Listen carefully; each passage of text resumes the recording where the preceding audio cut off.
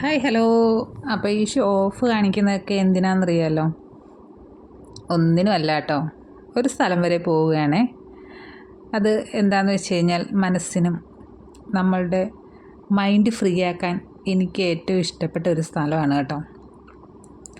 ഇതാ ഈ ബാക്കിൽ കാണുന്ന ഇടം കണ്ടോ, ഒരുവിധ എറണാകുളത്ത് താമസിക്കുന്ന ഒരുവിധ ആളുകൾക്കെല്ലാം അറിയാം കേട്ടോ.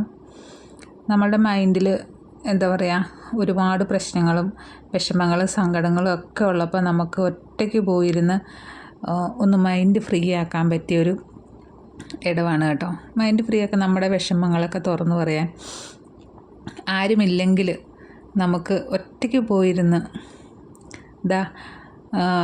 ഇവിടെ പോയിരുന്ന് കുറച്ച് നേരം ഒറ്റയ്ക്കിരുന്ന് നമ്മുടെ മനസ്സിലുള്ള വിഷമങ്ങളൊക്കെ ഇങ്ങനെ പറഞ്ഞു കഴിഞ്ഞാൽ നമുക്കൊരു മനസ്സിനൊരു സമാധാനം കിട്ടും കേട്ടോ.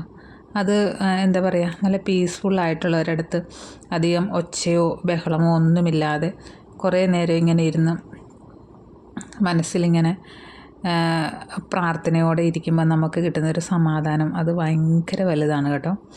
അപ്പം അങ്ങനെ ഒരു ഇടമാണ് ഇത് എന്താ പറയുക, നാഷണൽ ലെവലിൽ ഏറ്റവും വലിയൊരു പള്ളിയാണ് നമ്മളുടെ.